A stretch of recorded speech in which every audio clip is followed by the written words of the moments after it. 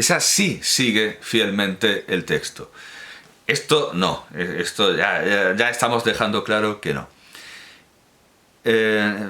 La del 48 no la he visto todavía, no sé si habrá cortes, invenciones. Desde luego esta versión del 55 es muy inventiva.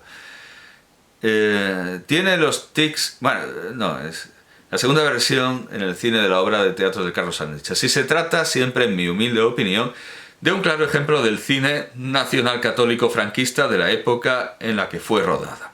Tiene los tics rancios, propios de un régimen castrante y retrógrado, que se supone deben hacer reír al personal, y no sé si se consiguió en aquel entonces, pero viéndola ahora causa no poca vergüenza ajena. Sí, eran otros tiempos, pero hay cosas... Lo curioso es eso, es que eran otros tiempos, pero eran tiempos mejores que esos otros tiempos que fueron aquellos en los que Arniches la escribió. Eran otros tiempos, pero hay cosas que ya entonces al común de los mortales, usando el sentido común, debían parecer obsoletos y carpetobetónicos. Dejando esto aparte y centrándome en la composición formal de la cinta, digo que tiene un estimable elenco interpretativo y me causa verdadero gozo volver a ver a la gran Aurora Redondo, gran dama del cine y del teatro, que fue una de las causantes de mi amor al teatro cuando la veía en aquellos magníficos Estudios 1 de TV. Y curioso, dato que desconocía por completo, que leyendo en el IMDb me entero de que Valeriano León, actor arnichesco por excelencia, y que salva como puede y de la mejor manera esos cortes y esa manipulación del guión. Yo creo que si a Arniches lo obligaran a modificar, su obra para que quedara esta amalgama nacional franquista que hemos dicho, le pediría a Valeriano León que lo hiciera exactamente como lo hizo, porque, bueno, de alguna manera la interpretación se salva las barbaridades de... aunque hay alguna cosa ingeniosa, imaginativa, fantasiosa, bueno, en general, ahora lo veremos, lo que hay es una censura como la copa de un pino, y una deformación del sentido original de la obra. Bueno, pues Valeriano León y Aurora Redondo eran matrimonio desde 1921. Cotilleo de los años 20, para quien no lo supiera. Bueno, sigue diciendo, también son de recibo los decorados. De desarrollo, como no, previsible, tiene algún toque humorístico, que hace sonreír por la buena labor de Valeriano León, pero la película no es gran cosa, aunque como documento histórico no es nada desdeñable. Ah, y preciosa Margarita Andrei. Vale, muy bien, muy bien. Muy bien, pero es que claro, lo que ha visto este espectador, pues obviamente no es la obra de Arniches, no desde el principio. Esta escena, que en la obra original está al principio, y que debe estar al principio para demostrar, pues, la despreocupación del padre por ciertos feligreses, que luego contrasta con la preocupación por asuntos que él considera más serios.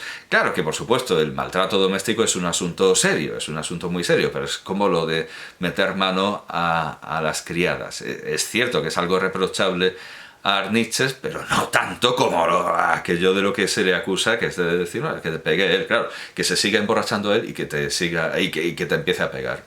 Win-win, sales ganando de todas formas. Lo que dice el texto en esta edición del 48, que está digitalizada en la página de Arniches de la Biblioteca Virtual Miguel de Cervantes de la Universidad de Alicante, lo que dice el texto real, yo mando siempre, yo sugiero, recomiendo ir siempre al texto original, porque es que después de lo del calzonazos queda claro que hay que hacerlo. El texto es este. Es en el acto primero. En la película lo transpone.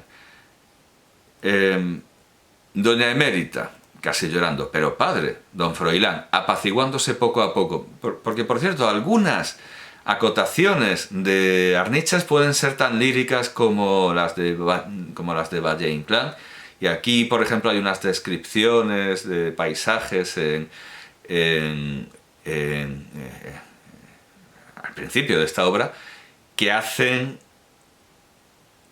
que sea una nueva razón para su lectura. Hay que leer a Arniches también por las acotaciones, apaciguándose poco a poco. Bueno, ¿y qué es? ¿Que le ha vuelto usted a pegar a su marido? Doña Emérita, sí señor, llorando, y tengo un remordimiento. Don Froilán, ¿dónde le ha dado usted? Doña Emérita, donde el otro día, con voz compungida. En la nuca. Don Froilán, pero señora, usted se ha propuesto darle a ese desgraciado la muerte del conejo. Doña Emérita, y tengo miedo de condenarme. Don Froilán, no, eso no. Usted va al infierno recomendada por el propio Satanás, y no la admiten. Doña Emérita, sonriendo. Ay, ¿qué, don Froilán? Don Froilán, ¿usted cree que el demonio tiene la paciencia que yo? Doña Emérita, es que ese marido mío es un borracho que me coge una borrachera cada día. Don Froilán, ¿qué? No coge una cada día. Por cierto, el Kia sí que lo conserva. No lo ha copiado el amanuense Baraca 1958. Kia no coge una cada día. Es la misma. Parece mentira que no le conozca a usted, sino que las trata bien y le duran. Pero vamos, hay que ponerle un término a esto. Llevamos 14 años con el pecadito y deben ustedes buscarle un giro nuevo, doña Emérita. ¿Y qué podríamos hacer? Don Froilán, pues que se emborrache usted y le pegue él. Yo no veo otra solución. Y dice doña Emérita, no es mala idea. Don Florian,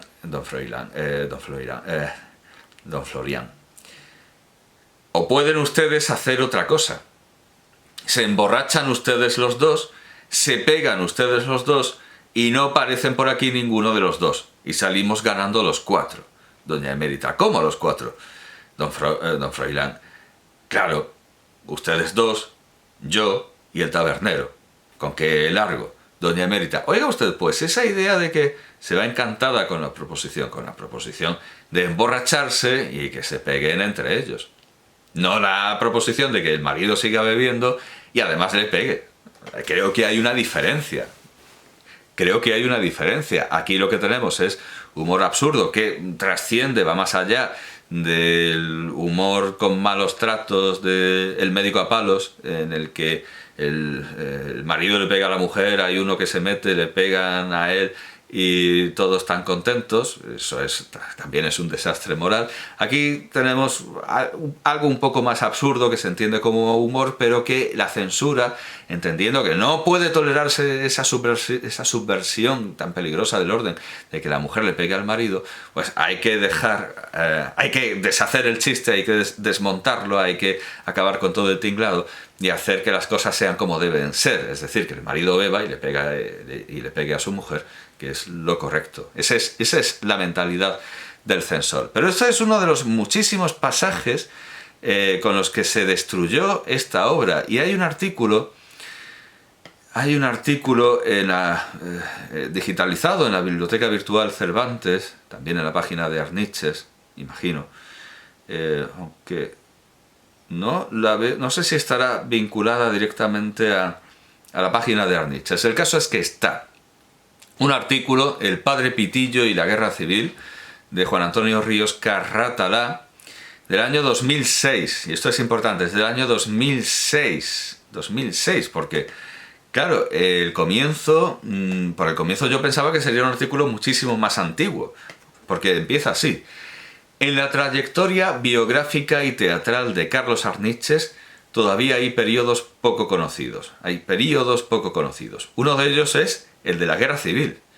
Hombre, que en 2006 todavía un pasaje tan importante como qué hizo Arniches o qué no hizo durante la guerra civil sea oscuro, es preocupante. Bueno, uno de ellos es el de la guerra civil, cuyo estallido provocó la salida de España del autor alicantino, afincado en Argentina desde enero de 1937 hasta enero de 1940.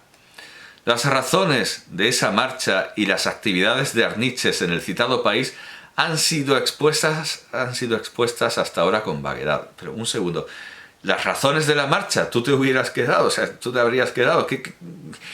Creo que lo que hizo, vale, se puede discutir, pero las razones son claras, que había una guerra. A mí me parece razón suficiente. Me parece más, vamos, pero bueno, digamos que no está claro, ¿verdad?, por qué se fue. La carencia de una base documental y las dificultades para recopilar los testimonios periodísticos han dificultado el esclarecimiento de un exilio relativamente voluntario que Arniches compartió con otros autores y compañías teatrales en Argentina. Hubiera estado bien que Lorca también se hubiera podido ir a Argentina. Habría sido lo lógico, pero bueno, decidió quedarse en Granada. Sin embargo, la consulta del legado de doña Paloma Arniches sobre el autor alicantino nos permite avanzar con seguridad en el esclarecimiento de las razones que motivaron su salida de España y de las actividades que desarrolló con notable éxito en Argentina y Uruguay. El análisis de lo que supuso el exilio de la sonrisa, según la terminología del propio Arniches, requeriría un mayor espacio. Bueno, y puestos a no tenerlo, adelanto. Aquí nos centraremos, dice Carrátala, en una obra que por varias razones puede ejemplificar este periodo de Carlos Arniches, El Padre Pitillo, estrenada por la compañía de Valeriano León y Aurora Redondo en el Teatro Cómico de Buenos Aires el 9 de abril de 1937. En mi libro, bien, cita su libro, sobre el autor alicantino, ya puse de manifiesto la relación que se puede establecer entre esta comedia y el pensamiento de Carlos Arniches. Bueno, sí, vamos a ver, que había una guerra, o sea, caramba, que eso... nos saltamos esto. A tenor de los testimonios que conocemos, Carlos Arniches no mantuvo durante los primeros meses del conflicto una explícita postura a favor de alguno de los bandos enfrentados. A su llegada a Buenos Aires es preguntado al respecto por casi todos los periódicos. Su respuesta es siempre la misma: lamenta la violencia desatada y sus consecuencias. Muestra su amargura por la situación y espera que se resuelva lo más pronto posible mediante una reconciliación. Puede haber algo de calculada ambigüedad, de forzosa prudencia por su peculiar situación familiar. Hombre, a mí me parece inobjetable. No, esto es pensar mal gratuitamente. Por más que su familia esté repartida, no, realmente me parece que es su pensamiento genuino. Bueno, incluso sí, que sus respuestas son tópicas, pero conociendo toda la obra de Arniches, creo que podemos perfectamente exculparlo de simulación y de falsedad. No, es realmente lo que piensa. Incluso en esas respuestas que se dan en la práctica totalidad de las declaraciones de los actores y autores españoles que por entonces llegaron a Argentina. Vale, pero ya digo, no es el caso de Arniches. Pero su postura se mantiene a lo largo de los meses siguientes, porque es su postura, a pesar de las relativamente fundadas acusaciones por sus supuestas simpatías por el bando sublevado. Arniches jamás manifiesta su apoyo explícito a ninguno de los bandos enfrentados, aunque su círculo de relaciones en Buenos Aires está claramente identificado con los sublevados. Esta actitud pública es coherente con el sentido que podemos dar al padre Pitillo. Vamos a saltarnos. El trabajo de María Victoria Sotomayor. Vamos al grano, a lo histórico, no a la interpretación. En el verano de 1936, Arniches se había trasladado, como era costumbre en su familia, a El Escorial. Estaba veraneando en El Escorial, porque hace más fresco. Allí le sorprendió el inicio de la guerra, cuando probablemente ya había comenzado a redactar El Padre Pitillo, pensando en un encargo de la compañía de Valeriano León y Aurora Redondo, con destino a la siguiente temporada madrileña en el Teatro Eslava. Poco después se traslada a Madrid. Entonces vamos a hacer una pequeña nota, un pequeño inciso aquí. Porque antes de que vuelva a Madrid desde El Escorial, tenemos esta noticia en ABC, Diario Republicano de Izquierdas, el ABC expropiado, el ABC ocupado, el ABC invadido. ABC, Diario Republicano de Izquierdas, Madrid, viernes 18 de septiembre de 1936. 18 de septiembre.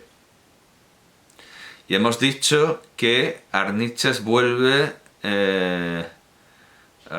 bueno, poco después dice, vale, bueno, pues en septiembre estaba, según esta crónica de ABC, Diario Republicano de Izquierdas, estaba en el Escorial todavía.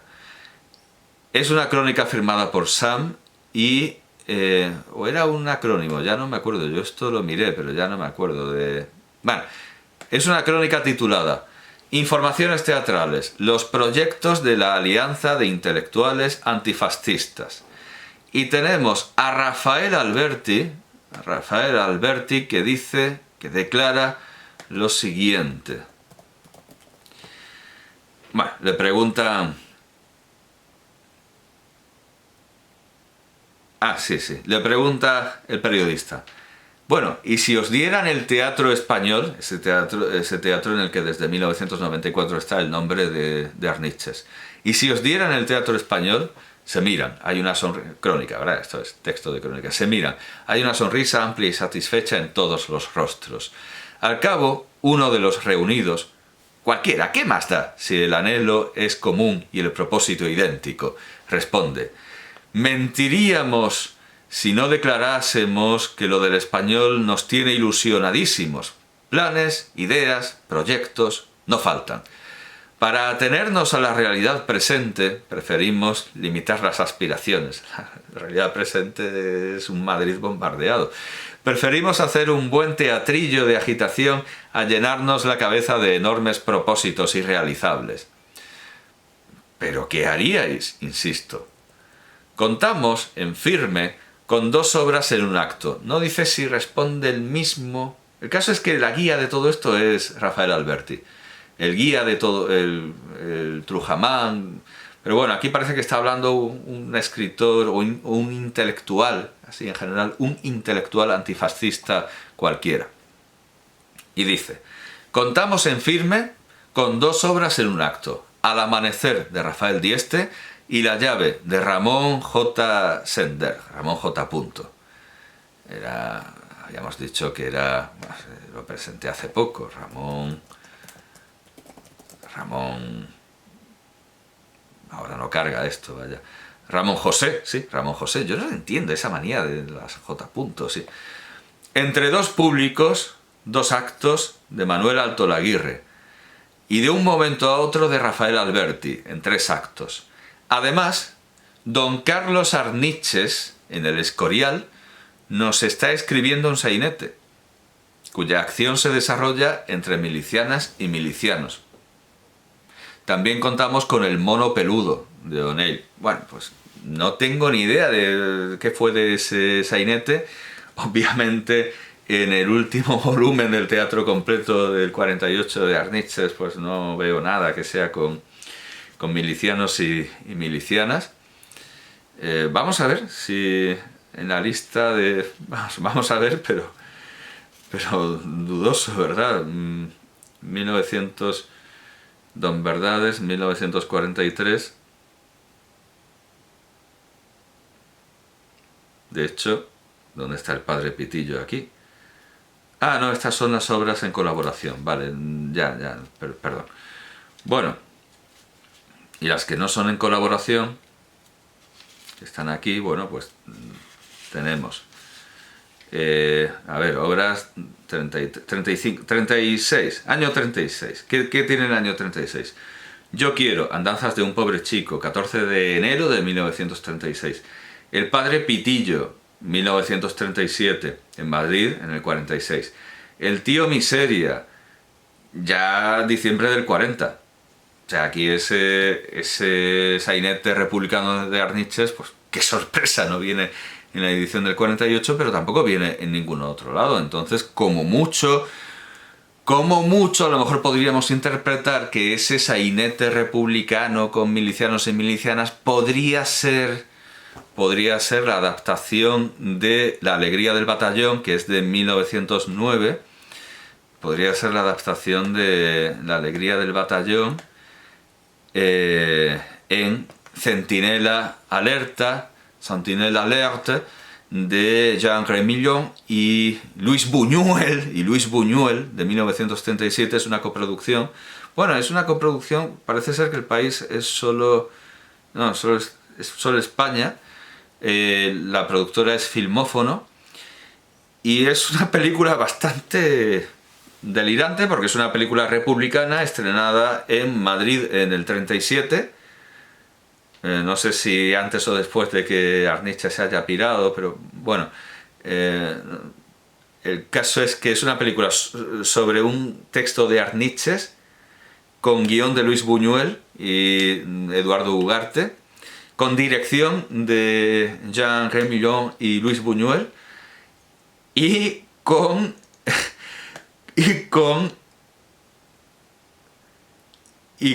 ni más ni menos que José Luis Sáenz de Heredia, en un papel de soporte que muchos coinciden en que es el que sostiene la película. ¿Y qué hacía ahí José Luis Sáenz de Heredia?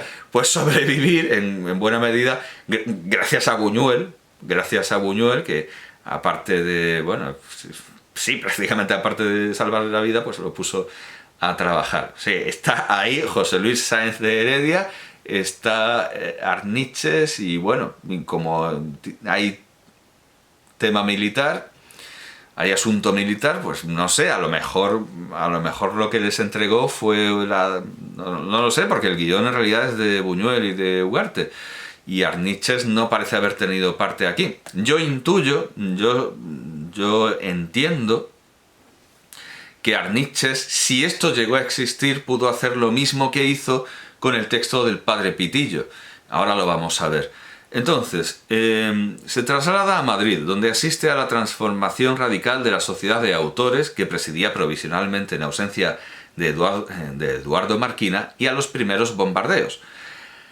Ante situación familiar particularmente trágica, la presión de la actividad bélica, la disolución de la estructura teatral en la que trabajaba Arniches, la citada transformación de la Sociedad de Autores, que decidió pagar, según contó el propio autor, 300 pesetas al mes como máximo, a quien en los años 20 había cobrado más de 10.000 como media, el comediógrafo y su esposa decidieron trasladarse a Alicante. En su ciudad natal permaneció por espacio de unas semanas hasta su posterior traslado a Valencia, Barcelona y finalmente Marsella, desde donde zarparon con destino a Buenos Aires. No obstante, esa salida de España debió ser problemática. Carlos Arniches, a su llegada a Argentina con pasaporte diplomático de la República, cuenta los problemas que tuvo con sectores de la CNT que no estaban dispuestos a dejar salir a los autores teatrales más conocidos. Nuestro autor los solucionaría gracias a los contactos que tenía con algunos miembros del gobierno republicano, de los que no da nombres. ¿Y qué está citando? Vamos a ver. Está citando una entrevista a La Nación de Buenos Aires de 10 de enero de 1937. Y dice Arniches: cuando estalló la revolución, cundió entre los elementos extremistas la teoría de que no se debía dejar salir a los autores, pues si los mejores se iban, España se quedaría sin teatro. Claro que era la prioridad. Es asombroso, ¿verdad?, que en plena guerra haya una facción, la CNT, que se preocupe porque España se quede sin teatro. La CNT era contraria a su salida. Arniches... no, entonces es un artículo, no es una entrevista, porque sigue la cita. Además, esto es del diario Arriba, 17 de abril del 46. Vale, Arniches, como todo autor popular, tenía amigos en el gobierno, como que los autores de éxito los tienen en todas partes. Qué manera de disimular. Si era el suegro de Bergamín. Era el suegro de Bergamín.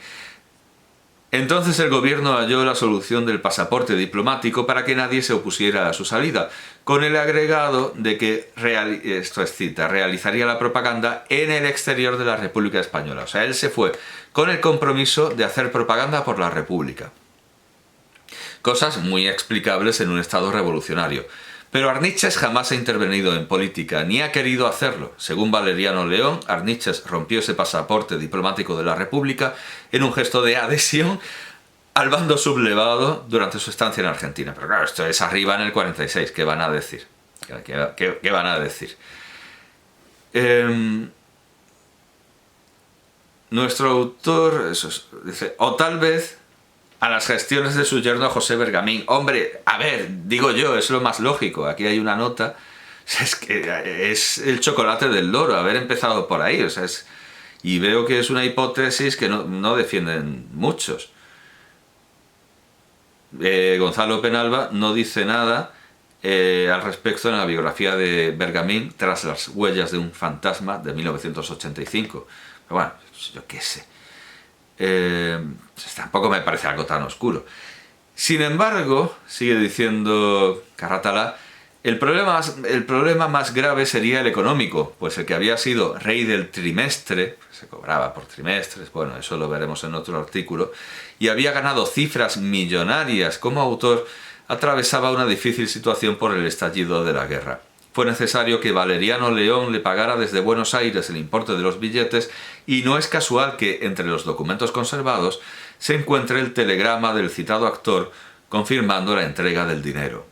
Mientras tanto, el original a medio redactar del padre Pitillo fue destruido, según explicó el mismo Arniches, para evitar los problemas que le pudiera haber causado a la hora de salir de España. La presencia de un cura como protagonista, al parecer, fue motivo suficiente para posponer la redacción de la obra. Y esto lo sacan de La Esfera, Caracas, 5 de abril de 1937. Pues igualmente que Arniches dijo, esto de un cura aquí con los cenetistas, y lo destruyó, pues puede ser que también destruyera el sainete republicano, si es que no es un invento de los intelectuales antifascistas, previendo que, claro, eso quedaba impreso, y luego podría pasar lo que podría haber pasado, y no pasó porque no hay tal sainete. No existe tal sainete. Pero lamentablemente tampoco existe la redacción original del padre Pitillo. No existe. Bien, pues eso nos lleva a un asunto muy interesante, porque cuando Arniches volvió a España con el padre Pitillo, no lo recibieron bien. Ni muchísimo menos. No lo recibieron bien ni aquí se habla de Centinela Alerta. Dice Carratalá, el estreno en Buenos Aires de películas rodadas por Filmófono poco antes de la Guerra Civil, como Centinela Alerta, bueno, pero que se estrenó en el 37, protagonizada por el entonces popular Angelillo, que aparece en La Vaquilla, la película de García Berlanga sobre la Guerra Civil. Bueno, ahí tenemos a Angelillo.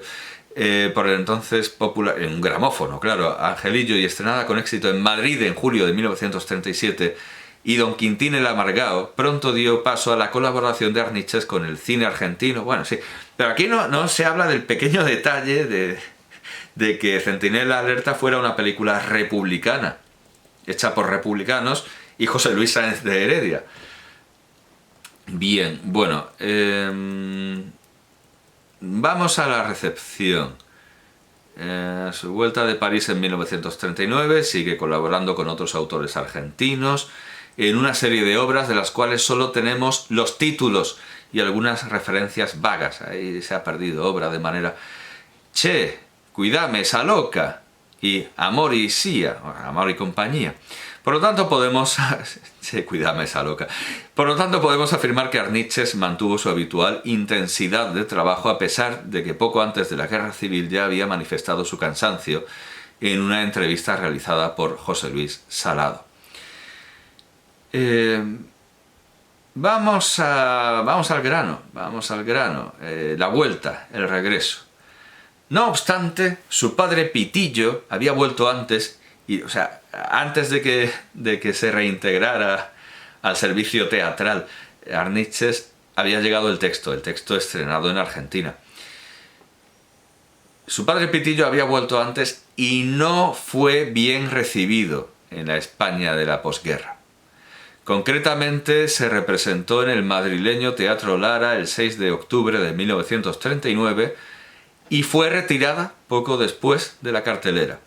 Una razón que justifica esta suerte tan dispar con respecto a la acogida dispensada en Buenos Aires la podemos encontrar en la crítica reprobatoria de Luis Araujo Costa, publicada en ABC, que ya no era Diario Republicano de Izquierdas, al día siguiente. El texto aparece aquí reproducido con algunas omisiones que indicaré. Por desgracia, se ha inspirado ahora Arniches en ciertas corrientes turbias de romanticismo trasnochado. Es muy difícil sacar al teatro y llevar a la novela figuras de sacerdotes sin conocer previamente la teología, la filosofía, la liturgia,